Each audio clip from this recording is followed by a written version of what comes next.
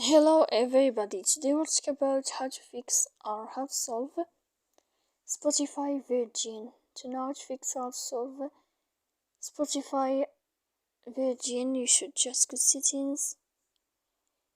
Here in this page you click apps, default apps, app settings.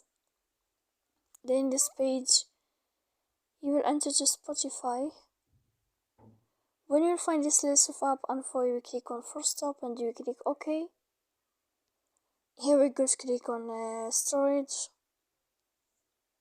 After that we click clear cache. You will find this clear data. Don't click here because this can make errors on your app. And in the end you can turn off your Wi-Fi. So please don't forget to support us by like and subscribe. See you next time in another video and thank you for your attention.